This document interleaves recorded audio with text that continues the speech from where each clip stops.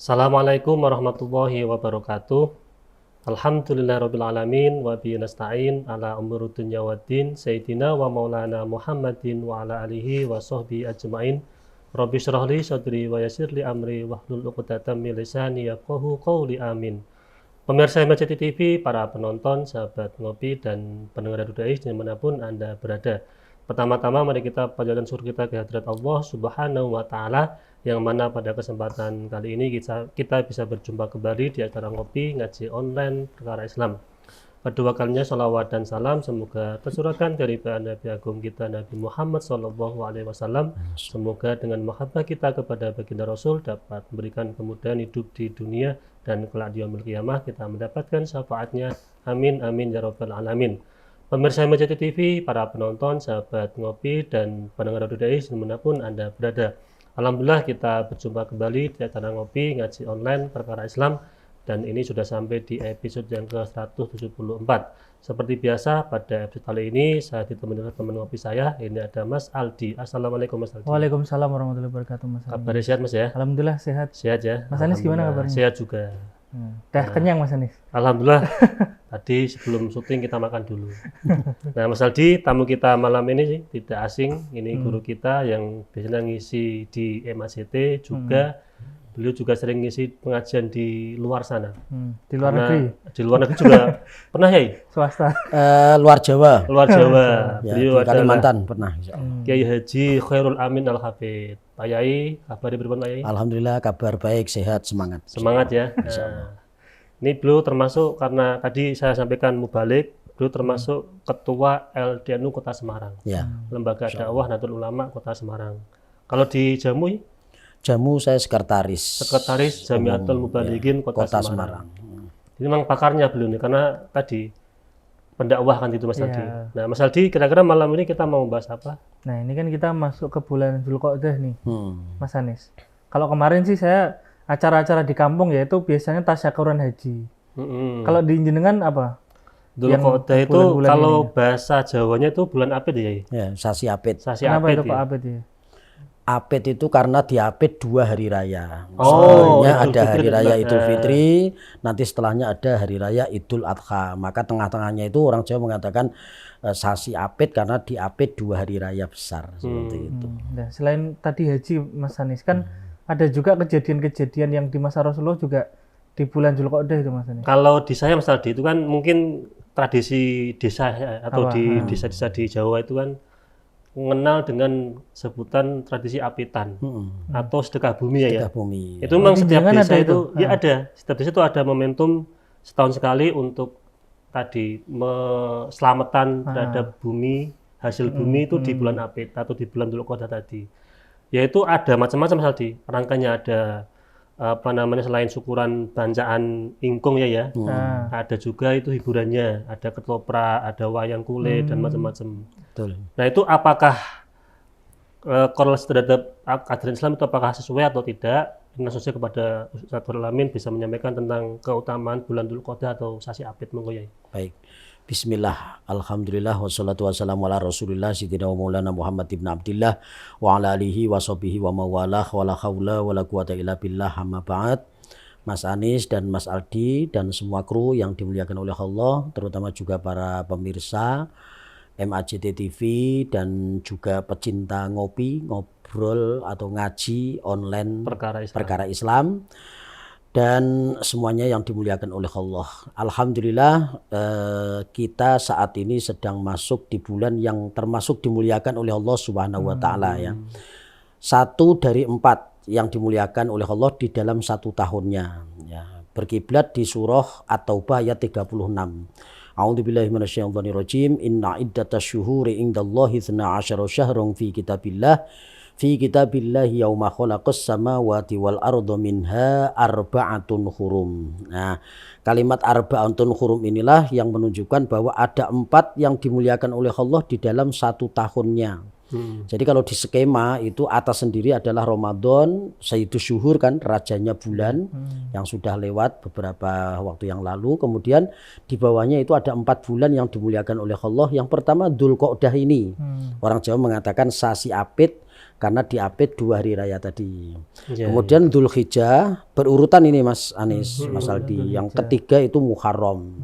Jadi Dzulqa'dah, Dzulhijjah, Muharram. Apit besar suro. Itu 3 itu jajar. Kemudian yang keempat itu meloncat di bulan Rajab. Nah, itu 4 yang dimuliakan oleh Allah. Nah, kemudian baru kemudian disusul bulan-bulan yang lain ke bawahnya. Tapi juga ada ulama yang berpendapat bahwa bulan yang paling mulia itu sebetulnya adalah Rabiul Awal, karena di situ terdapat hari kelahiran Kanjeng Nabi Muhammad Shallallahu Alaihi Wasallam. Berarti pendapatnya beda-beda nih. Ya, tapi yang masyhur itu ya karena disebut di dalam hadis Nabi itu minha arabatun hurum, ya 4 bulan itu adalah Dzulqa'dah, Dzulhijjah, Muharram dan Rajab. Sedangkan kita mengatakan lebih mulia yang Rabiul Awal atau Sasi Mulut itu karena kita saking kepenginnya mengagungkan hari kelahiran Nabi di bulan Rabiul Awal atau bulan Maulid, maka sebagai ekspresi rasa cintanya kita mengakui bahwa itu sebetulnya adalah bulan yang terbaik. Nah, tapi ya itu karena Nabi itu kan berkaitan dengan dirinya sendiri, maksud beliau mengatakan yang terbaik itu adalah bulan kelahiranku itu ya, nanti kan menjadi pembelajaran yang tidak baik. Nah, maka bulan itu termasuk dimuliakan oleh Allah, dan hari ini bulan ini adalah awal dari bulan yang dimuliakan oleh Allah. Kan dimulai dari Apit kan, berarti kan Dzulqa'dah. Nah, kenapa? Karena memang Dzulqa'dah ini adalah bulan-bulan haji ya. Jadi bulan haji itu ada bulan Syawal, Dzulqa'dah dan Dzulhijjah. Jadi 3 bulan ini al-hajju asyhurum ma'lumat, bahwa haji itu adalah beberapa bulan yang ditentukan. Jadi tidak sah kita melaksanakan ibadah haji di bulan Rabiul Awal, bulan Ramadan pun juga tidak sah. Karena sudah ditentukan oleh Allah 3 bulan ini. Syawal itu sudah ada yang berangkat kemarin. Kemudian nanti di Kota Semarang tanggal 22, 23 Mei, tanggal 26 kayaknya juga berangkat itu. Nah, kemudian nanti puncaknya ada di bulan Dzulhijjahnya sampai hari Tasyrik itu loh. 11, 12, 13 Dzulhijjah. Dan wisudanya orang haji itu adalah tanggal 9, wukufnya di Arafah itu. Al-Hajju Arafah. Haji itu harus berada di Arafah sebagai wisudanya ibadah haji. Nah, namun kita tidak fokus ke sana, tapi fokus ke Dzulqa'dah ya. Jadi Dzulqa'dah ini dimuliakan oleh Allah karena satu tadi ini adalah bagian daripada bulan-bulan haji. Kemudian yang kedua itu Kanjeng Nabi itu melaksanakan umroh 4 kali, itu semua ada di bulan Dzulqa'dah. Jadi beliau itu melaksanakan umroh 4 kali, itu ada di bulan Dzulqa'dah, satunya itu berbarengan dengan haji. Nah, itulah maka termasuk Dzulqa'dah ini adalah bulan yang dimuliakan oleh Allah. Nah, kemudian terkait gitu ya dengan tadi, kemudian ada tradisi di Jawa, apitan, sedekah bumi, sedekah laut ya, seperti di Lasem Rembang itu ya. Di Rembang itu banyak sedekah laut karena memang banyak pengusaha-pengusaha nelayan ya, yang penghasilannya itu dari kehidupannya itu mengandalkan dari ikan-ikan hasil laut. Kalau Semarang pabrik-pabrik berarti sedekah apa nih? Masuk ke sedekah bumi sebetulnya. Nah, kita banyak sekali ya di Meranggen atau Karangawen atau di Sayung gitu ya, Demak itu juga banyak acara-acara sedekah bumi karena penghasilannya dari bertanam ini padi gitu ya, menghasilkan beras, itu kan hasil dari bumi kita itu. Nah, maka ada istilah sedekah bumi, sedekah laut, itu sebetulnya mengekspresikan rasa syukurnya kepada Allah. Allah berikan kepada kita satu usaha yang bisa menghidupi keluarga kita. Wah, ini adalah bagian daripada ekspresi rasa syukur. Wa amma bi nikmati rabbika fahadis, adapun nikmat dari Tuhanmu maka ceritakanlah. Maka menceritakannya dengan bersama-sama satu kampung mengadakan acara itu tadi, sedekah laut, sedekah bumi. Makan-makannya ya. Oh, itu Ya, berarti termasuk dimakan sendiri, makan-makannya. Mas Anis? Dibawa sendiri, dimakan bareng-bareng gitu ya. Oh, Eh, saya kira dikasih ke bumi loh, ditimbun. ada yang kemudian kadang-kadang ada pelanggaran syariat ya. Sebetulnya tidak ada ajarannya untuk menanam misalnya kepala kerbau, kemudian Atau melarung ke laut, itu sebetulnya tidak ada. Maka guru saya itu memberikan jalan tengah. Kalau tradisinya sudah seperti itu, maka kita sebagai tokoh agama ketika melarung kita harus berada di situ dan kita meluruskan bahwa kita bismillah, yuk sekarang tajidi dunia, yaitu memperbarui niat untuk memberikan makan kepada ikan yang ada di laut seperti itu. Itu guru saya seperti itu. Karena apa? Karena tradisi yang langsung harus dihilangkan gitu ya, yang berpotensi syirik itu memang kita harus pinter-pinter untuk ngegoke ya. Maka kita tidak langsung menolak, tapi kita ya seperti Sunan Kalijaga dan Wali Songo yang lain itu dalam ngemong masyarakat itu seperti itu. Dulu tradisi misalnya ada kumpul-kumpul 7 hari, 40 hari itu misalnya dulu itu bukan tahlilan, tapi sekarang diganti dengan tahlilan. Membaca Yasin, membaca Quran, tahlil gitu ya. Nah itu kan menjadi kebaikan, jadi tradisi yang baik. Jadi kalau ada larung-larung itu ya kita harus ada di depan dan kita meniatkan diri mewakili dari yang lain. Kita niat untuk makan ikan. Niatnya bukan ke penunggu laut berarti. Bukan. Ya penunggu laut ikan. Kan itu kan tradisi, apakah harus bulan Apit ya? Misalkan tadi ada sedekah bumi, kemudian kenapa kok kayak laut, semacam dikhususkan gitu? Kan kadang yang dipermasalahkan kok dikhususkan gitu loh. Ya itu. Jadi kita kan kemarin Ramadan sibuk dengan puasa, kemudian Syawal itu sibuk dengan kita saling memaafkan, silaturahim. Maka bulan inilah mungkin yang tepat ya untuk kita bikin acara, kemudian apitan itu tadi. Sebetulnya juga besar juga ada kegiatan di Demak kan ada besaran. Gitu ya. Kalau di Semarang ada tradisi itu ya. Ya tergantung wilayahnya masing-masing. Jadi di daerah-daerah yang lain mungkin tidak ada apitan tapi besaran. Terus kemudian nanti ada sawalan. Nanti ada bulan apa. Tergantung dari kebiasaan masing-masing daerah seperti itu. Atau mungkin ini Mas Aldi, kan Ramadan itu kan dalam rangka kita untuk memperbaiki diri. Syawal kita silaturahim untuk memperbaiki sesama kan itu. Kemudian apit itu untuk sama lingkungan, pada lingkungan, jadi pada alam itu ya. Untuk menjaga alam juga. Betul, supaya kita bersahabat dengan alam.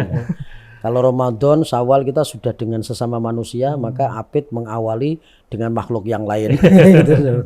Yang kadang nggak kasat mata. Ya, itu juga salah satunya. Juga kepada alam ini kan ya boleh jadi tumbuh-tumbuhan, hewan itu. Kalau kita pandai memaknai dan menata niat, sebetulnya tidak ada yang syirik gitu ya. Syirik itu urusannya kelas berat loh. Ya, jadi ketika hati ini sudah tidak ada Allah atau benar-benar kita menduakan Allah lah, itu baru syirik gitu ya. Tapi saya yakin untuk orang yang ziarah kemudian hanya tradisi-tradisi yang biasa-biasa itu, saya kira tidak menuju ke syirik gitu. Karena syirik itu kan pandangan orang saja, hatinya kan nggak tahu. Kalau orang datang ziarah itu niatnya memang zarkasi, rekreasi, itu nilai patok itu hanya sekedar tambahan, kemudian dzikrul maut ya, untuk mengingat kematian dan juga mendoakan. Kalau tabarukan itu ya karena kita mencintai ulama, ini adalah hal yang baik ya. Ulamanya sudah meninggal dunia, kita baru kemudian bisa mengingat kebaikan-kebaikan dan perjuangan beliau, kemudian kita bisa meneruskan. Itu kan hal yang baik. Jadi sampai hari ini saya kira tidak ada orang itu yang minta kepada orang yang sudah meninggal dunia. Karena orang sudah orang sudah pandai semua, udah ngerti semua, apalagi di era digital seperti ini, yang tahayul kurofat itu saya kira udah hilang dengan sendiri. Kan kalau di kalimat di tahlilan kan nggak ada permintaan khusus ke si. Tidak ada sama sekali, malah yang dibaca malah kalimat thayyibah. Kalimat thayyibah, ada ayat Qur'annya dan juga mendoakan kan, Allahumma fir lahu itu pasti ada, warhamhu wa'afihi wa'fu anhu. Tidak ada kita kalimat-kalimat yang minta kepada yang meninggal dunia, tidak ada. Nah, kalau bulan Dzulqa'dah itu kan kalau zaman Nabi itu kan kayak bulan perdamaian juga kan ya. Katanya nggak boleh perang juga kan kalau pada zaman dulu. Ya, itu karena dulu Nabi itu tadi di awal saya sampaikan ada 1.400 sahabat yang diajak oleh Nabi mengikuti beliau untuk umroh ya. Nah, tapi ternyata dari pihak kafir Quraisy, Nabi kan dari Madinah nih. 1.400 sahabat berbondong-bondong, ada yang bocorin ya ke Mekah bahwa Muhammad dengan pasukannya akan menyerang kita. Padahal tidak menyerang itu, tapi mau umroh gitu ya. Tapi ternyata diisukan ini mau menyerang orang kafir Quraisy karena jumlahnya besar ya, 1.400-an itu. Nah, padahal Nabi itu akan melaksanakan umroh, tapi ternyata diisukan akan menyerang orang Quraisy, orang kafir Quraisy. Nah, maka kemudian dihadanglah Nabi dengan para sahabat ini di sumur namanya Hudaybiyah itu. Di sana ada kebun, ada sumur di Hudaybiyah. Nabi pas lagi istirahat, kemudian dihadang, kemudian berunding ya, pada saat itu berunding, dan sampai kemudian orang kafir Quraisy yakin bahwa Nabi memang tidak akan mengadakan penyerangan karena memang beliau tidak membawa senjata ya. Buktinya apa? Karena beliau di Hudaybiyah itu sudah memakai kain ihram. Benar-benar sudah memang mau tawaf, mau sa'i, mau umroh gitu ya. Maka orang-orang kafir Quraisy kemudian yakin bahwa Nabi Muhammad ini tidak akan menyerang kita, tapi memang mau umroh, mau menggunakan mau ibadah, mau menggunakan Ka'bah ini untuk pelaksanaan ibadah. Nah, akan tetapi kesempatan ini dipakai oleh orang kafir Quraisy untuk mengadakan perjanjian. Nah, rata-rata isi dari perjanjian itu merugikan umat Islam. Menguntungkan kafir ya. Orang kafir itu karena pada saat itu memang belum Fathu Mekah ya. Jadi tahun ke-6 Hijriah atau Masehinya itu 680 Masehi. Nah, pada saat itu belum dikuasai oleh Nabi. Mekah itu belum ada Fathu Mekah waktu itu. Kemudian diadakanlah perjanjian. Nah, perjanjian itu karena di sumur Hudaybiyah maka dikatakan perjanjian Hudaybiyah. Nah, rata-rata isinya itu 4 poin merugikan Kanjeng Nabi semua, yang merugikan umat Islam semua. Satu, misalnya dalam kurun waktu 10 tahun tidak boleh ada peperangan. Itu mungkin normal ya, standar. Tapi kemudian yang kedua, kalau orang Quraisy yang sudah masuk Islam maka harus dikembalikan ke habitatnya, yaitu habitatnya aslinya kan memang bukan Islam. Maka kembalikan lagi ke agama yang tempo dulu. Kalau sebaliknya? Ya, tapi sebaliknya yang orang kafir Quraisy yang masuk Islam tidak boleh kalau ayahnya tidak mengizinkan. Nah, kalau ayahnya, keluarganya nggak mengizinkan maka tidak boleh itu dilanggar. Nah, pada saat itu Nabi nawar, bagaimana kalau perjanjian ini tetap kita laksanakan tapi kita boleh mengadakan diskusi tentang agama Islam. Ya silahkan. Ternyata pada saat berlangsungnya 10 tahun itu, perjanjian itu ketika Nabi membuka diskusi tentang agama, belum selesai diskusinya itu sudah ada yang mau masuk Islam. Ya, ketika dia masuk Islam, maka orang kafir ngerti dan dia mengatakan, Muhammad, ini adalah awal dari komitmen kamu, apakah kamu benar-benar komitmen dengan perjanjian ini atau tidak. Karena ini ada yang mau masuk Islam, kamu harus menolak karena ayahnya nggak setuju, keluarganya nggak setuju. Maka Nabi menangis, tapi apa boleh buat karena perjanjian sudah kadung dibuat. Maka Abu Jandal kalau tidak salah itu itu suruh kembali lagi ke agamanya, ke orang kafir Quraisy itu. Nah, itu yang merugikan bagi kita umat Islam. Yang merugikan itu seperti itu. Ada orang mau masuk Islam karena perjanjian itu, maka kemudian suruh kembali lagi. Nah, kemudian juga ada beberapa perjanjian yang memang merugikan umat Islam. Tapi dengan demikian itu sebetulnya Sayyidina Umar itu enggak terima loh itu. Sayyidina Umar, Utsman gitu ya. Tapi Nabi itu jenenge Nabi sing belone Gusti Allah ya. Dekengane pusat gitu ya.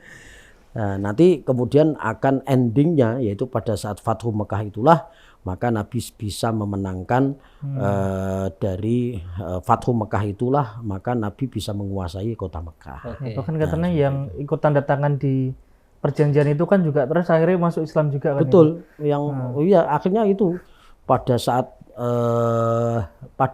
itulah juga termasuk siapa Khalid bin Walid itu pada saat itu kan belum Islam itu. Akhirnya dengan akhlak Nabi, dengan kebijakan-kebijakan Nabi, loh Nabi kok gelem-geleme menandatangani perjanjian Hudaybiyah itu. Ini berarti memang Nabi benar. Jadi tidak karena nafsunya, tidak karena egonya. Nabi itu menandatangani demi kebersamaan. Maka dengan seperti itulah kemudian banyak yang empati dengan Nabi, justru banyak yang masuk Islam. Seperti itu. Itu di Dzulqa'dah, bulan Dzulqa'dah. Nah, itu di bulan Dzulqa'dah, Apit seperti ini. Ada peristiwa apa lagi ya terkait dengan kenapa kok sampai termasuk Ashhurul Hurum itu? Ya, termasuk ya kayak Nabi Musa. Di zaman Nabi Musa kan sudah ada bulan-bulan ini ya. Jadi Nabi Musa itu dulu ketika menuju ke Bukit Tursina untuk menerima kitab Taurat dan menghadap Allah itu kan di bulan Dzulqa'dah juga. Jadi gini, pada saat itu bulan Dzulqa'dah Nabi Musa alaihi salam menuju ke Bukit Tursina. Kemudian 40 hari itu kan umatnya dititipkan kepada Nabi Harun gitu ya, yang pada saat itu kemudian Nabi Musa itu asalnya 30 hari menambah 10 hari lagi menjadi 40 hari. Itu juga terjadi di bulan Dzulqa'dah pada saat itu. Berarti itu salah satu beberapa lah ya, keistimewaan dari bulan Dzulqa'dah. Itu keistimewaan seperti itu. Berarti kan kayak tadi kan enggak boleh perang, enggak boleh apa. Mungkin kayak tadi kok mungkin ada enggak sih pas itu yang meragukan Rasulullah gitu ya. Kok sampai berani menandatangani itu loh.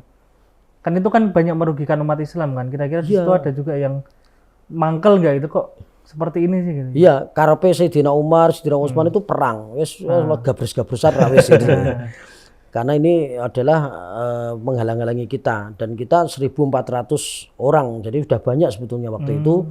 Tapi memang senjatanya dilepas semua karena memang sedang pakai pakaian ihram itu ya. Tapi namanya juga Sayyidina Umar ya. Sayyidina Umar, Sayyidina Utsman itu memang sebelumnya sudah diancam oleh kafir Quraisy untuk dibunuh sehingga akhirnya Sayyidina Umar pun juga pada saat itu mengatur strategi yang ikut Nabi melaksanakan umroh itu adalah Sayyidina Utsman. Tapi akhirnya telinga Sayyidina Umar juga dengar, akhirnya juga mau ngeluruk juga itu Sayyidina Umar itu ya.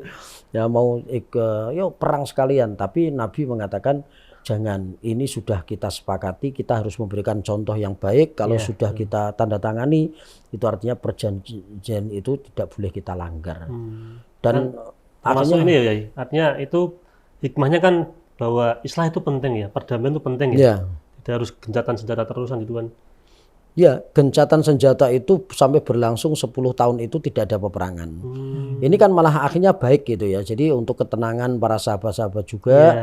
Dan juga endingnya itu nanti adalah Fathu Mekah itu tadi. Mungkin tadi juga itu sih Mas strategi dari Rasulullah juga kan. Iya, kayak betul. Tadi enggak walaupun misalnya tadi banyak yang merugikan Muslim, tapi kan ada satu tadi yang dibolehkan diskusi tentang agama Islam. Tentang agama Islam. Nah dari situ kan sebenarnya itu strategi kesempatan untuk juga. dakwah juga. Untuk dakwah kan ya. Ya, sebelum selesai diskusi aja udah ada yang masuk Islam kan. Jadi sebetulnya mereka itu ketika memandang Rasulullah itu hatinya sudah pada adem sebetulnya. Cuman banyak yang menyembunyikan keimanannya juga bisa. Termasuk Abu Thalib, paman Nabi itu kan diisukan sampai mati dalam keadaan kafir. Tapi kita sebagai umatnya Rasulullah tetap meyakini bahwa Abu Thalib itu dalam keadaan muslim sudah syahadat, cuman keislamannya, keimanannya disembunyikan. Karena untuk menghormati para tokoh-tokoh pembesar-pembesar Quraisy, termasuk Abu Jahal, Abu Lahab ini konco kendele Abu Thalib juga sama-sama paman Nabi kan. Nah, maka untuk menghindari konflik maka Abu Thalib itu menyembunyikan keimanannya. Jadi di silent ya Mas tadi. Ya. Silent ya betul, model silent. Kiai, ketika kita ngomong tentang tadi perjanjian Hudaybiyah kan itu bagaimana kita itu mencapai kedamaian kan, tidak ada gencatan senjata atau perang selama 10 tahun. Kalau mulai dari ini Kiai, ada Palestina, ada beberapa negara Timur Tengah yang perang, itu relevan tidak ketika ada perjanjian seperti itu, ada mediasi lah itulah untuk bagaimana meredam peperangan di dunia internasional itu. Ya, selama ini Palestina kan sudah banyak mengalah sebetulnya ya. Sebetulnya yang menjadi masalah itu bukan warga Palestinanya, tapi di pasukan Hamasnya kan seperti itu. Jadi sebetulnya ini peperangan juga peperangan politik juga sebetulnya. Ini agak rumit juga kalau ini. Ya, jadi ini kalau dihubung-hubungkan ini gimana ya? Ternyata banyak sipil juga yang kena ya akibat peperangan Hamas dengan Israel. Kalau waktu itu pas Nabi kan ya yang perang yang tentaranya aja itu kan. Iya, jadi jelas yang tentara dengan tentara yang sipil nggak ikut gitu ya. Tapi yang sekarang ini Palestina anak kena. Banyak anak-anak yatim kan. Sampai kemudian kemarin ada yang usul bagaimana kalau anak-anak yang jadi korban peperangan itu yang ayahnya meninggal kan jadi yatim kan, anaknya diusung semua saja ke Indonesia. Teman saya bilang, sak mbok-mbok ini sisa gitu katanya. Karena ternyata ada modus golek rondo. Kan untuk memperbaiki keturunan mungkin ya. Iya mungkin dan mancung. Oke ya, ini menarik ya tentang bagaimana kita bisa mengambil hikmah dari bulan Dzulqa'dah kan Mas Nabi. Nah pasti kan ada amalan atau fadilah atau keutamaan di bulan Dzulqa'dah itu apa saja yang bisa kita laksanakan ya. Tapi sebelum dijawab ya kita akan cerita yang mulai. Baik.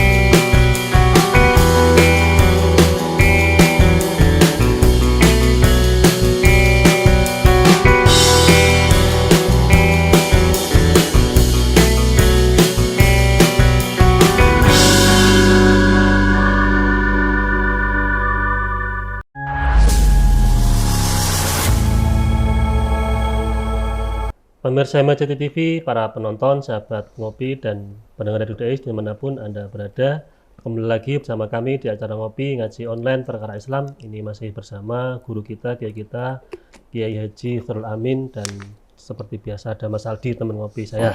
Nah, Kiai tadi di sebelum iklan kita banyak mengulas tentang sejarah Dzulqa'dah, baik dari dulu zaman Nabi sampai di tradisi Jawa kan itu ya. Nah, sekarang ada nggak ya amalan atau amaliyah untuk meraih keutamaan bulan Dzulqa'dah itu bagi kita seorang Islam itu? Ya, yang pertama kalau kita mengikuti sunnah Nabi ya sebetulnya umroh itu.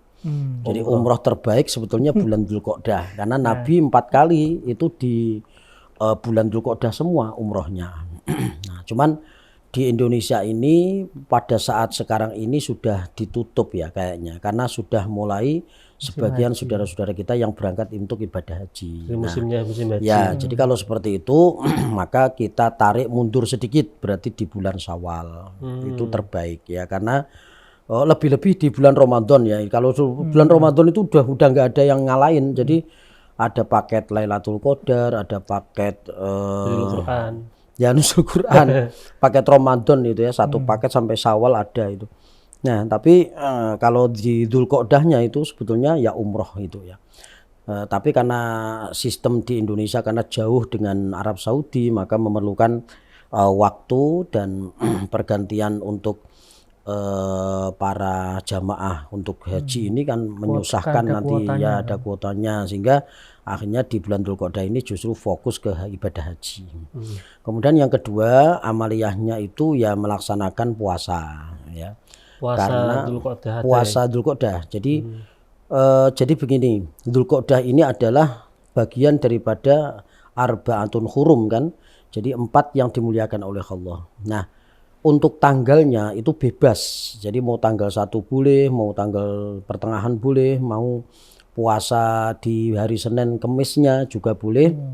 Itu lebih utama daripada bulan-bulan yang selain 4 ini. Oh, berarti waktunya tidak ditentukan ya, tanggal berapa itu enggak? Ya, yang ditentukan itu nanti ada di tanggal 9 Dzulhijjah. Itu baru ada ketentuannya. Yang sana wukuf, yang sini kita puasa. Yang sana yang nggak boleh puasa malahan. Oh, yang Kita di sini puasa, mosoni sing do mangkat kaji lagi wukuf gitu ya.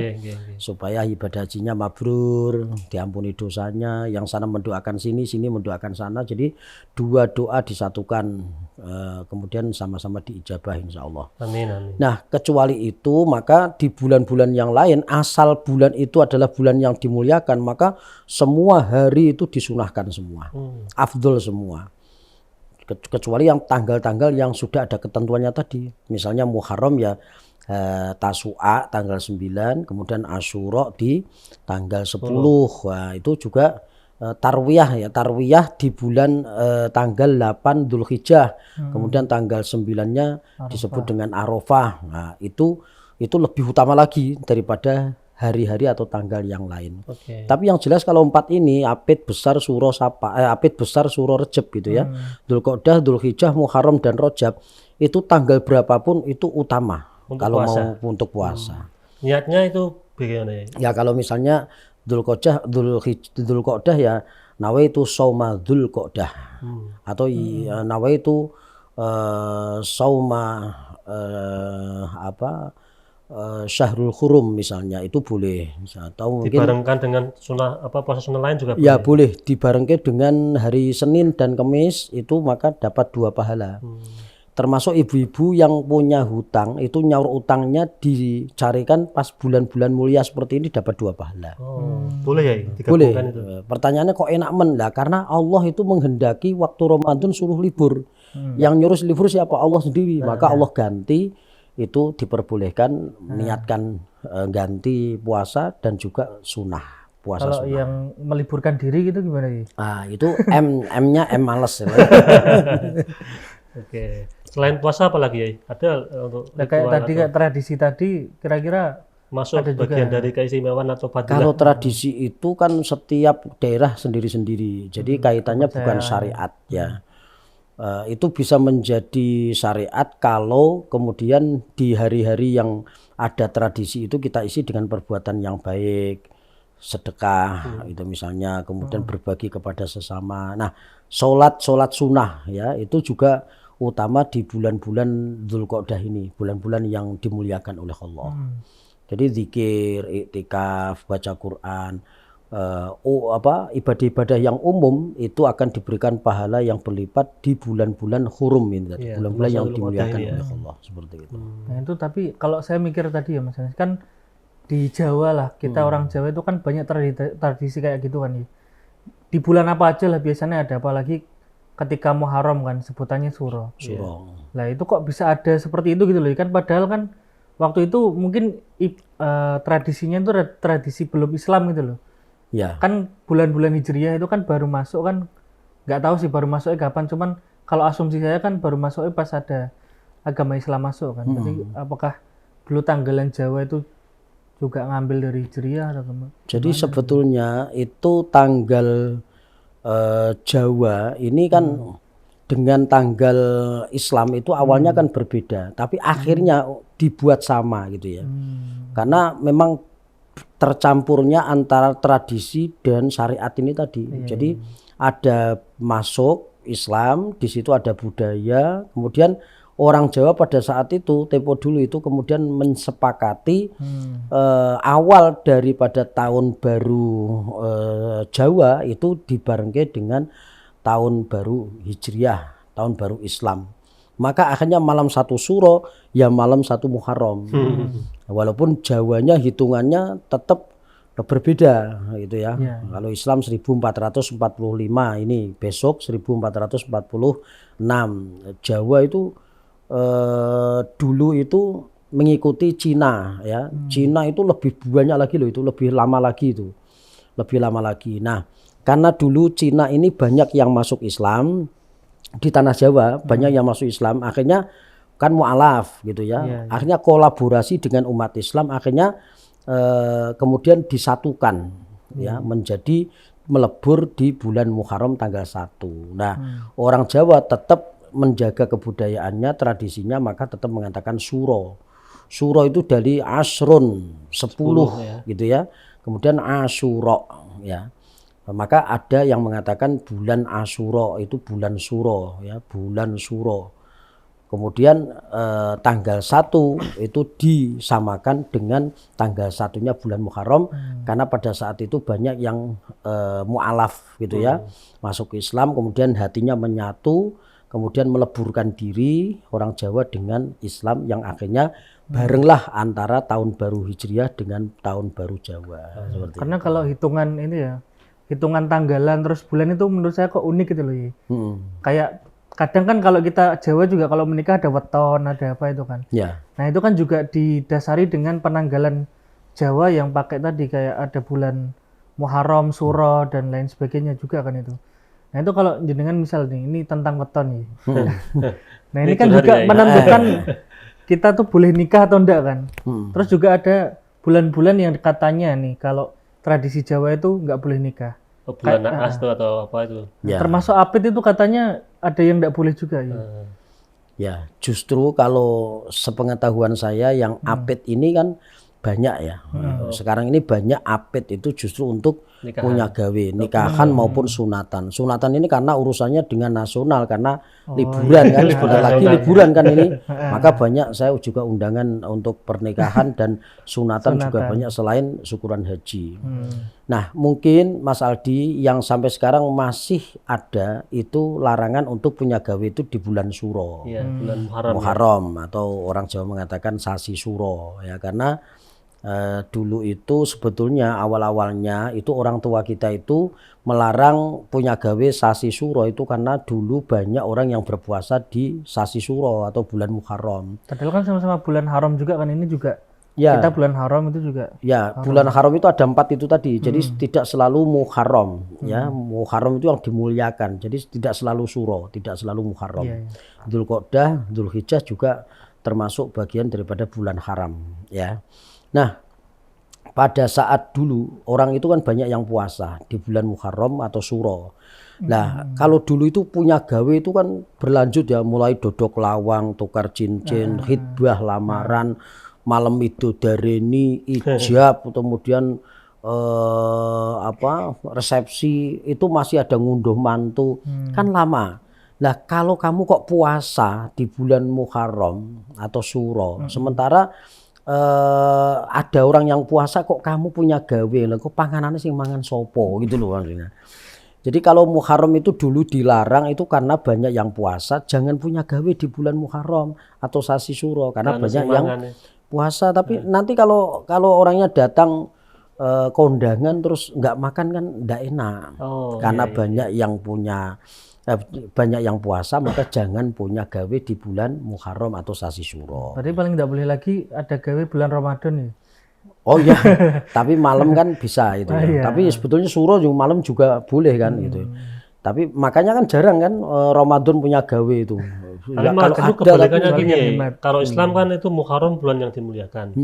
Tapi kalau Jawa itu kan malah bulan yang kamat, yang sakral, yang horor, itu yang mistis itu gimana? Nah, ini saya teruskan nih ceritanya. Jadi awal-awalnya kan seperti itu tadi. Iya. Banyak yang puasa, maka jangan punya gawe. Karena nanti akan tepuk gitu ya, yang satu mungkin puasa, itu ya, satu punya. yang puasa itu karena dalam rangka tadi ngubah keris atau apa itu? Nah, boleh jadi orang-orang tertentu itu mau nirakati ngriadoi keris-keris itu tadi. Nah, terus Muharram itu ya selanjutnya pada saat itu terdengar isu gitu ya bahwa ojo do duwe gawe sasi Suro karena barengi duwe gawene Nyai Roro Kidul kan gitu. Nah, akhirnya saya juga dengar dan saya tanya ganti ya. Langsung ke orang itu lah. Tanyanya ke orang yang cerita. Iya. Lah nek ben taun kok Nyai Roro Kidul kok mantu terus ki janjane anake piro. Dari dulu kok mantu terus itu ya, orangnya ngekek juga itu.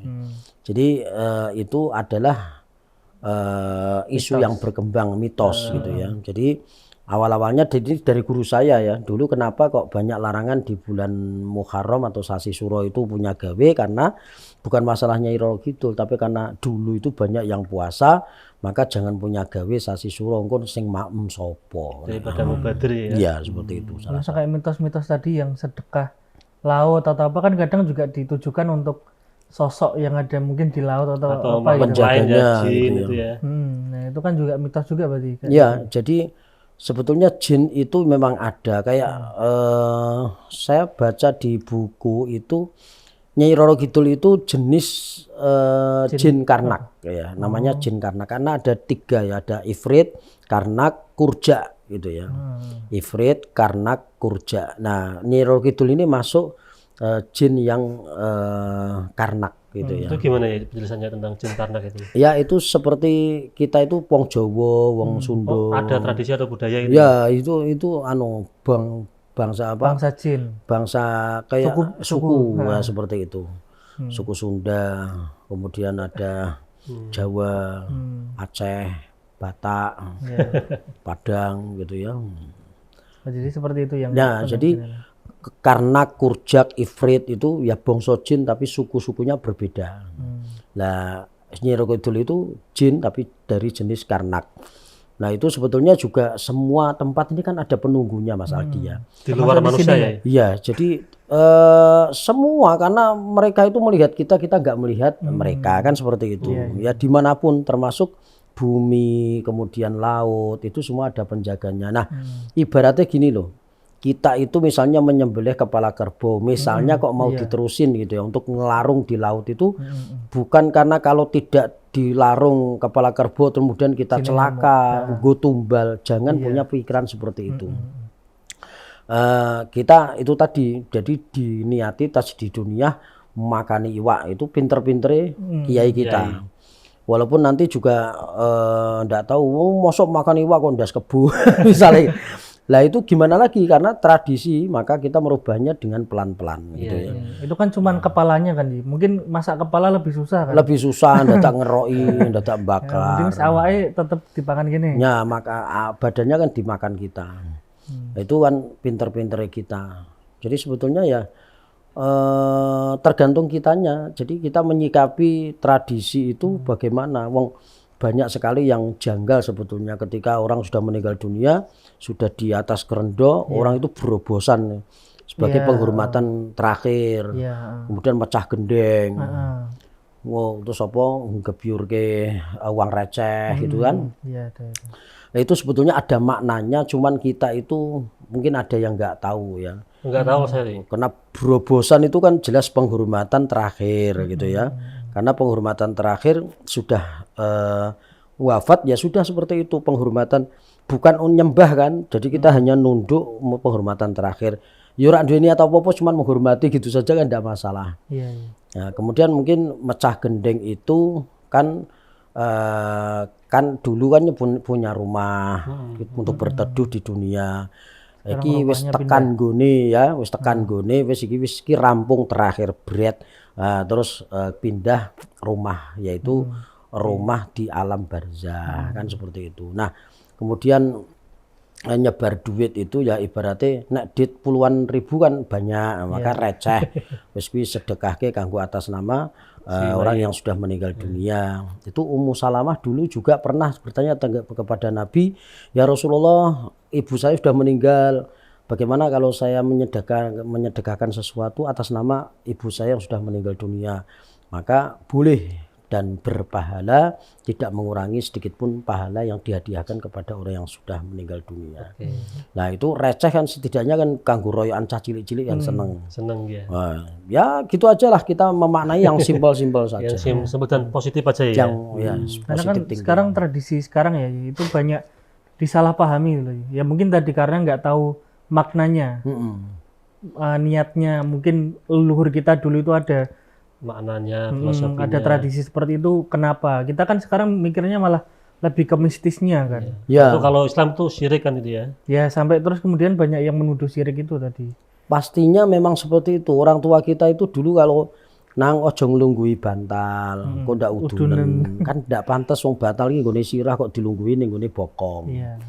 kowe aja mangan nggone lawang kok kesamplok setan gitu ya. Lawang ki nggone wong lewat kok mbok mangan kan gitu. Cuman nggak diterangin, jadi akhirnya juga orang itu ngarang sendiri gitu ya. Akhirnya menafsirkan diri, ngait-ngaitkan dengan Nyi Roro Kidul dan sebagainya, mistik-mistik itu karena ada dulu itu kan banyak melekat sekali yang namanya mistik itu ya. Orang Jawa itu memang senangnya topo, kalau sudah topo itu ketemu siapa gitu, ngertine itu adalah bagian daripada hasil riadoh dan tirakat kita. Ternyata udah sering bertapa di kamar ya, tapi nggak ketemu siapa-siapa. Nggak ketemu siapa-siapa karena pikirannya tidak seperti orang dulu. Kita kan mikirnya piye engko nek entuk bojo. Jodohku sapa misalnya gitu ya. Tapi orang dulu sudah mikirnya mistik gitu ya. Jadi akhirnya keturutan. Nah, Yai, tadi kan kita bahas tentang bagaimana itu termasuk hal-hal mistis kan di bulan yang menurut kita tuh sakral atau mulia kan menurut Islam. Nah, kalau di Dzulqa'dah kan ada peristiwa tadi, ada disunahkan untuk ibadah umroh, kemudian itu juga musim haji. Iya. Bagi orang awam itu kan termasuk haji kan rukun Islam yang wajib dijalankan. Tapi bagi yang mampu, kalau ada yang nggak mampu nih, seperti saya belum mampu ini, bisa nggak kita tidak artinya belum sampai ke Mekah Madinah, tapi ada amalan yang pahalanya itu sama, setara itu ada nggak ya? Ya, walaupun tidak sama persis, tapi setidaknya sebagai pengganti ya. Seperti orang baca Quran, itu satu gelondong 30 juz kan pahalanya besar. Tapi bagi orang yang belum bisa baca Quran, bisa diganti dengan membaca kulhu 3 kali. Itu setara dengan khatam Quran kan seperti itu. Nah tentunya ini bagi orang-orang yang memang tidak mampu menuju ke 30 juz. Kalau sudah mampu ya berarti yang fadilah kulhu 3 kali ya berlaku juga, tapi anjurannya untuk tidak seperti itu. Nah akhirnya kulhu semua kan. Pas Ramadan kemarin langsung khatam 30 langsung khatam dengan kulhu terus ya. 30 kali. Ya bisa berkali-kali. Nah itulah Allah baiknya dengan kita. Jadi seperti ada pengganti bagi orang yang memang belum bisa mencapai ke sana. Haji pun juga demikian. Nah, caranya bagaimana bagi yang belum bisa berangkat haji? Berangkatlah sholat Jumat tepat waktu. Sebelum orang berangkat kita sudah berangkat dulu. Artinya ya pokoknya berangkat Jumatan itu lebih awal. Itu nanti pahalanya bisa seperti orang yang ibadah haji. Berarti ini saya sama kru-kru juga itu punya keutamaan nih, soalnya saya berangkatnya ya, tapi tidak niat untuk berangkat sholat Jumatan karena kerjanya di sini. Berarti kalau bisa ya? Kalau diniati bisa itu sebetulnya saya berangkat, tapi kan posisinya harus standby di Iya, langsung di sana saya. Harus diniati itu, tidak semata-mata saya kerja karena mau live gitu ya, tapi kita semata-mata memang mengamalkan ya seperti meniatkan diri untuk berangkat ibadah Jumat Gasik lebih awal. Itu bisa. Jadi termasuk kita nanti kalau misalkan belum mampu naik haji secara beneran, mungkin Jumatannya lebih awal. Lebih awal terus. Nah bagi yang perempuan itu kalau yang sudah bersuami, taatlah kepada suami, menyenangkan hati suami, itu sebagai penggantinya juga seperti itu. Taat pada suami ya. Ya, kalau yang laki yang cowok-cowok jomblo-jomblo barang itu ya Jumatan sing rodok kenteng gitu. Nah, seperti itu. Semua ada solusinya karena agama itu adalah solusi. Kalau ini ya ada orang yang mampu tapi belum ada etikat untuk naik haji itu gimana? Itulah maka Allah akan memampukan yang terpanggil. Jadi itu kan ibadah panggilan. Jadi mampu bukan hanya karena punya duit aja. Ya, jadi ada niat, sempat, ragat. Niat, sempat, ragat. Ada orang kepengin banget niatnya kuat, tapi nggak punya kesempatan karena kuotanya selalu penuh. Daftar sekarang berangkatnya 25 tahun lagi. Kan berarti nggak sempat. Kemudian yang ketiga adalah ragat ya, niat sempat ragat. Nah ragatnya nggak punya lagi, berarti akhirnya yang diperkuat niatnya. Kalau yang diperkuat niatnya, walaupun nggak jadi berangkat, insya Allah tuh sudah dinilai oleh Allah sebagai orang yang ibadah haji seperti Pak Mu'afak. Nah, ada seorang soleh namanya Mu'afak ini dulu di zaman Abdullah bin Mubarak gitu ya. Itu gimana ya? Itu dia kerjanya tukang sol sepatu. Nggih. Nah, ketika dia itu punya duit setiap hari dia nabung, ini yang buat makan, ini buat kesehatan, jagan-jagan ya. Terus ini kebutuhan buat berangkat ibadah haji. Nah, singkat cerita sudah harus berangkat, ternyata istrinya itu hamil yang membutuhkan perhatian untuk masalah makanan, yaitu nyidam. Ya. Ternyata istrinya itu nyidam itu bau harumnya masakan tetangga itu sampai ke hidungnya istrinya Pak Muafak ini tadi. Pak, coba diminta sedikit untuk bayi ini, kayaknya kok yang minta itu bayinya gitu ya. Kalau nggak boleh ya kita beli gitu ya. Maka Muafak ini pergi ke tetangganya minta masakan untuk istrinya yang sedang nyidam gitu ya. Ternyata istrinya yang masak itu tadi adalah Mbok Rondo, itu punya anak banyak kelaparan. Maka dia mengatakan, Pak Muafak, ini halalnya untuk saya dan keluarga. Untuk Pak Muafak dan keluarga haram. Loh, hukum kok bisa dua ya? Karena saya ini darurat. Panjenengan enggak darurat. Nah, kenapa emang dengan masakan itu? Ini adalah bangkai. Yaitu bangkai himar yang masih segar karena diterkam oleh himar yang lain, maka kan matinya enggak disembelih, kan haram gitu ya. Maka saya ambil, saya masak tengkleng, enak gitu ya. Terus bumbunya sampai ke hidungnya istrinya jenengan gitu ya. Karena saya ini darurat, anak-anak saya 3 hari nggak makan nggak makan normal, makanya banyu tok isinya uplak gitu ya. Digodoke watu gitu ya, ngertine ono rotine, ono apa sagu, ada jagungnya.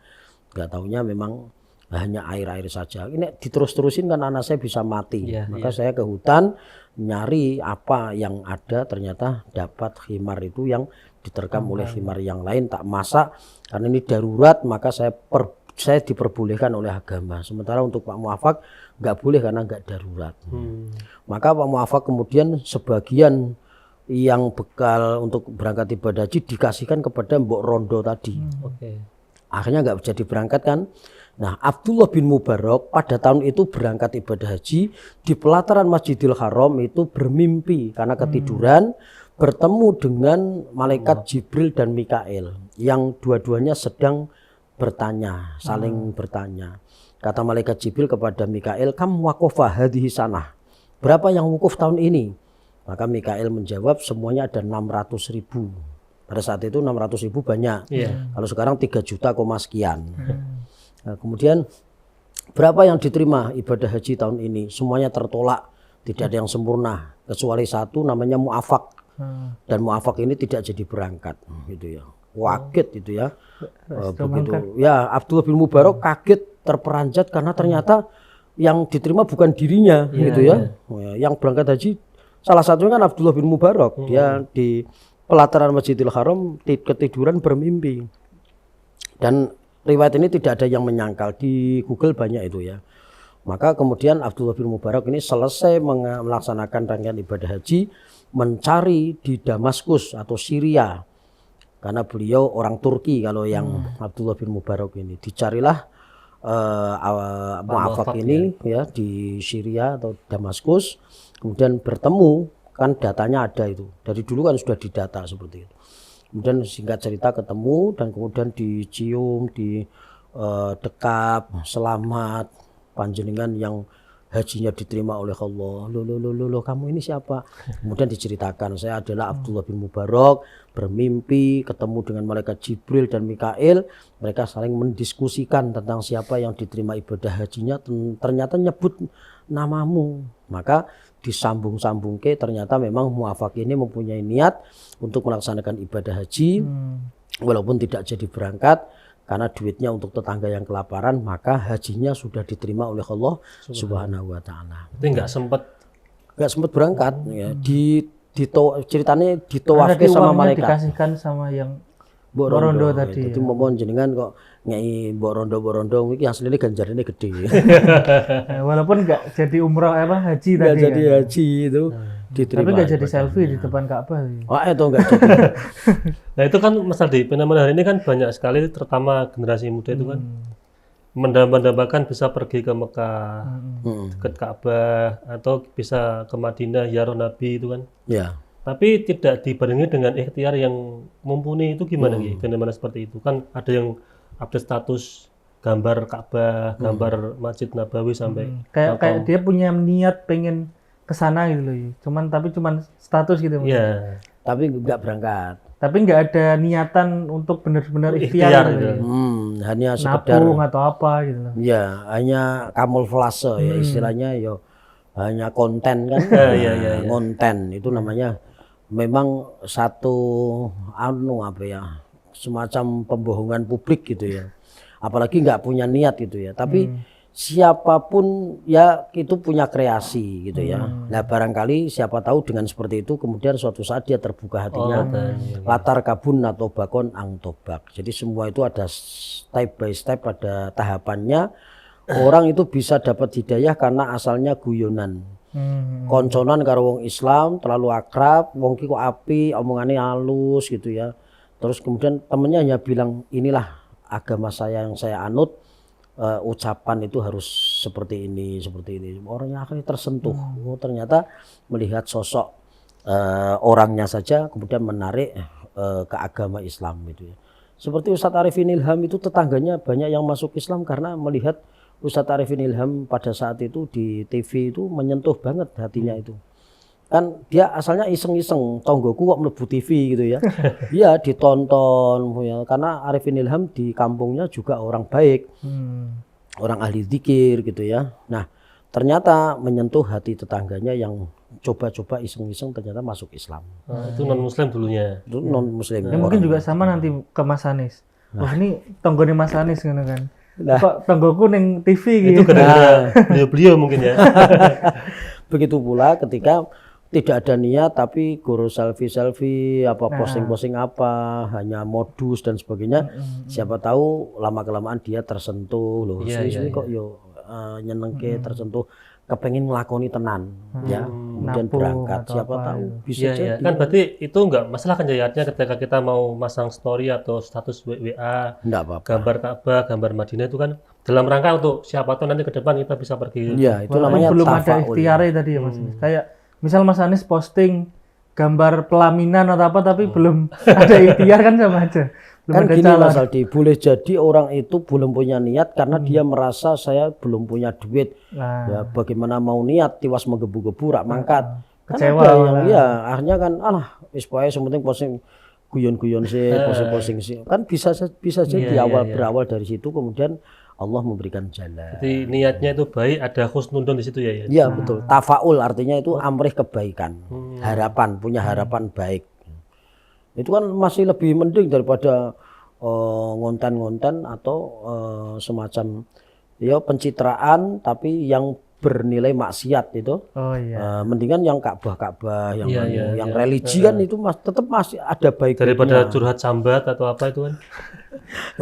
Kalau temen saya tuh buat status maksiat gitu ya. Tapi niatnya wah kan wong ngertine maksiat kan. Aku ora perlu ibadah diketok-ketok kayak gini. Tapi bisa juga itu malah mendatangkan fitnah.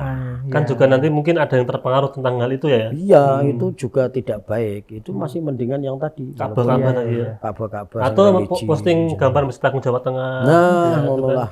Setidaknya kan secara lahiriah itu dakwah walaupun tidak diniati tapi orang itu melihat wah MAJT ternyata sekarang ada perkembangan dan sebagainya itu tetap ada pahalanya, ada apalagi manfaat. nanti bisa buka konten di YouTube MAJT TV. Nah, akhirnya tambah subscribe.